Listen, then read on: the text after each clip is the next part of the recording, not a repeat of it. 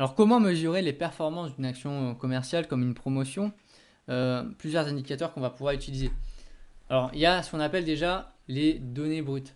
Donc, ces données brutes sont des données que vous allez pouvoir récolter directement sur votre système d'information commerciale. Vous allez aller dans l'historique, vous allez définir la période de votre opération et vous allez pouvoir trouver le chiffre d'affaires du produit qui a été vendu sur cette période-là, combien de ventes est-ce qu'il a réalisé et la marge commerciale qui a été réalisée, qui est souvent renseignée. Donc ça, ce sont ce qu'on appelle les données brutes parce qu'on peut les récolter sur le système d'information commerciale. Après, vous avez d'autres taux et d'autres données que là, c'est vous peut-être que vous allez devoir les calculer. Donc le taux d'efficacité. Donc ça, c'est un taux qui est super important à comprendre et à mettre en œuvre. Dès qu'il y a un objectif qui a été défini, comme un chiffre d'affaires à réaliser, il va falloir faire justement un R sur O, un taux d'efficacité qui est en pourcentage. R sur O, c'est quoi? R, c'est réalisé. C'est le chiffre d'affaires réalisé. Et là, la barre divisée par O, c'est l'objectif, le CA en objectif qui a été réalisé, multiplié par 100 pour avoir un taux. Si le R sur O est supérieur à 100%, ça veut dire que le chiffre d'affaires réalisé est supérieur à l'objectif. Donc ça veut dire que l'objectif a été atteint. Si bien sûr il est inférieur à 100%, ça veut dire que le CA réalisé est inférieur au CA objectivé. Donc ça veut dire que vous n'avez pas atteint votre objectif. Pour mesurer les performances, vous pouvez aussi mesurer des écarts en valeur qui sont utilisables pour toutes les données brutes. Donc par exemple, vous allez mesurer le chiffre d'affaires réalisé sur votre système d'information commerciale, moins le CA en objectif, et vous aurez un écart en valeur par rapport à l'objectif. Vous pouvez le faire par rapport à un objectif, mais vous pouvez le faire par rapport à l'année précédente si jamais vous vous référez à l'année précédente, ce qui se fait très souvent. Vous pouvez faire aussi un écart en pourcentage. Un écart en valeur, ça peut être pas mal pour prendre conscience du nombre d'euros, par exemple, qui n'a pas été atteint si jamais ça n'a pas été atteint, 1000 euros, 2000 euros, 5000 euros. Par contre, c'est pas suffisant. Il vaut mieux faire un écart en pourcentage parce que, par exemple, vous n'avez pas atteint de 500 euros votre objectif, mais vous avez réalisé 1 million d'euros derrière. Bon, 500 euros sur 1 million, c'est pas grand-chose.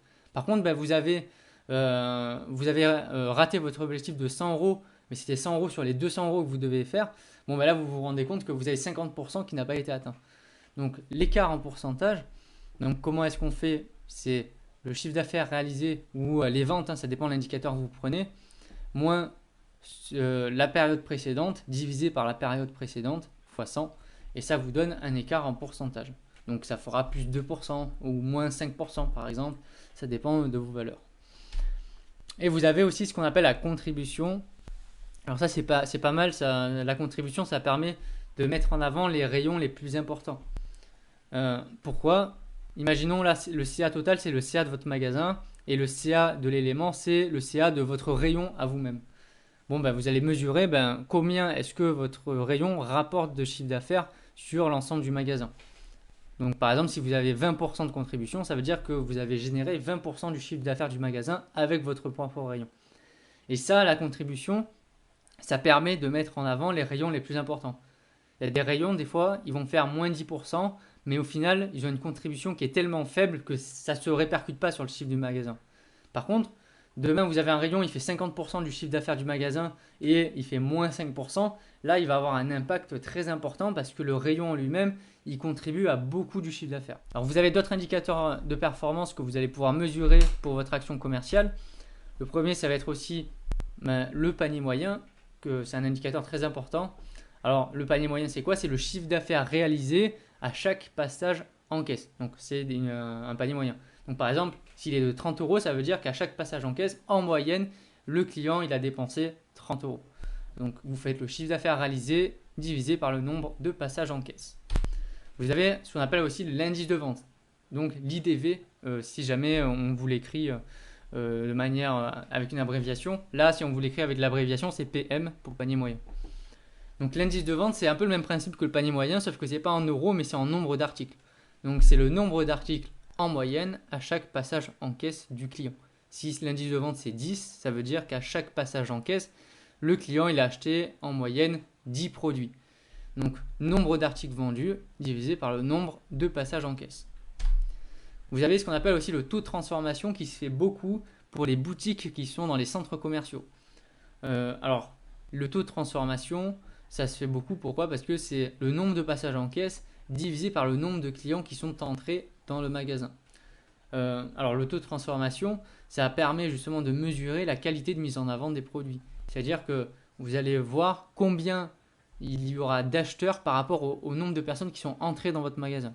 Alors dans les grandes surfaces, ça ne se fait pas beaucoup parce que la plupart du temps, comme c'est de l'alimentaire, le client forcément quand il rentre, il va acheter quelque chose. Donc c'est pas très utile de mesurer un taux de transformation.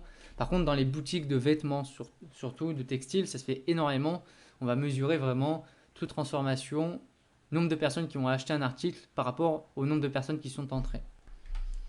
Et vous avez le rendement que vous pouvez calculer. Donc c'est le chiffre d'affaires réalisé au mètre carré. Donc vous prenez le chiffre d'affaires réalisé pendant votre opération divisé par le nombre de mètres carrés. Alors soit de la surface de vente si c'est sur toute la surface de vente, soit sur la surface qui a été occupée par l'opération commerciale. Ça dépend.